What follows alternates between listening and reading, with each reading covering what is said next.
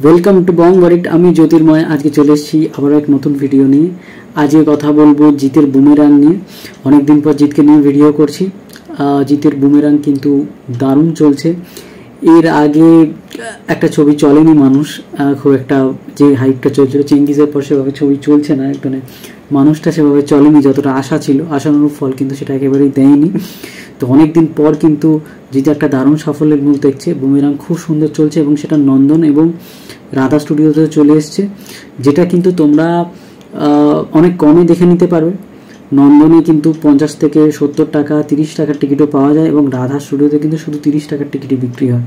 তো সেটা কিন্তু মোটামুটি হাউসফুলি যাচ্ছে। 14 তারিখ থেকে চলে এসছে, তো খুবই ভালো লাগবে। এবং এর আগে জিতের ছবি খুব একটা আসতো না নন্দন বা রাধা স্টুডিওতে, সেটা কিন্তু অলরেডি রাধা স্টুডিও নন্দন জাকিয়ে বসেছে এবং সেগুলো কিন্তু হাউসফুলি যাবে। এবার বলিনি যে কেমন চলেছে। অলরেডি কিন্তু 7 দিন হয়ে গেছে বুমেরাংয়ের, এবং যেটা বলেছিল অযোগ্যের সাথে বিরাট কম্পিটিশান হবে, তো অলরেডি কিন্তু ভালোই চলছে। এবং আমি যদি টোটাল 7 দিনের কালেকশন বলি তাহলে কিন্তু অঙ্কটা এরকম যে এটা জামাই ষষ্ঠীর দিন খুব ভালো চলেছে এবং তার পরের দিনও কিন্তু বেশ ভালো চলেছে। তো পরের দিন অবশ্যই জামাই ষষ্ঠীর মতন চলেনি, তার থেকে কম চলেছে। কিন্তু টোটাল যদি আজকে আমি পুরোটা বলে দিচ্ছি, কারণ আমি ব্রেকআপটা এখন বলছি না, আমি টোটালটা অলরেডি আমি এখন টোটালটা বলে দিচ্ছি। এবং টোটাল যেটা কালেকশন হয়েছে বুমেরাংয়ের সেটা কিন্তু অলরেডি 1.5 কোটি ছাড়িয়ে গেছে। হ্যাঁ, আমি একদমই ঠিকই বলছি, 1.5 কোটি কিন্তু ছাড়িয়ে গেছে। তো ধীরে ধীরে কিন্তু এটা ভালোই উন্নতি করছে এবং কোটি টাকার খেলা কিন্তু অলরেডি খেলতে শুরু করে দিয়েছে জিত।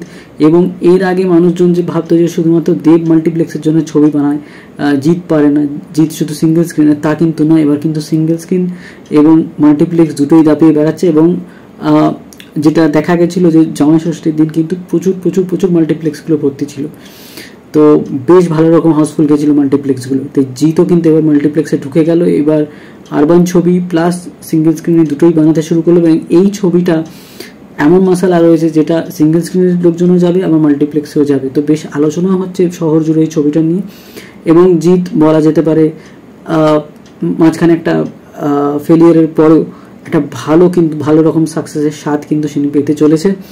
এবং এই ছবিটাতে মশালা এবং কমেডি সব কিছুই রয়েছে এবং ফ্যামিলি অডিয়েন্স এটাকে, যেটা চেঙ্গিজ বা মানুষের ক্ষেত্রে যেটা পায়নি সেটা কিন্তু পেতে চলেছে এবং এটা কিন্তু ফ্যামিলি অডিয়েন্স পছন্দ করছে। রিভিউ কিন্তু ভীষণ ভালো এবং খুব ভালো চলছে। এবং যেহেতু রাধা স্টুডিও নন্দনে চলে এলো, এবার কিন্তু ভিউয়ারশিপ কিন্তু যথেষ্ট বেড়ে যাবে, প্রচুর মানুষজন দেখতে যাবে।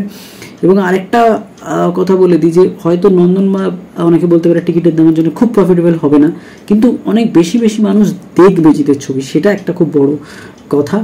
এবং এটাকে কিন্তু ভালো রকম বড় কামব্যাক বলা যেতে পারে। যেভাবে কিন্তু মাল্টিপ্লেক্সকে গুছিয়ে টিকিট বিক্রি হচ্ছে সেটাতে কিন্তু বড় রকম কামব্যাক। এবং আমার মনে হয় অযোগ্যকে ভালো রকম টেক্কা দিয়েছে এটা, এবং টেক্কা দিয়ে জিত কিন্তু জিতে যাচ্ছে।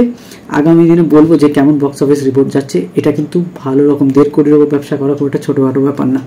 ধন্যবাদ বন্ধুরা, পরের এপিসোডে অবশ্যই আবার বক্স অফিসের আপডেট দেবো।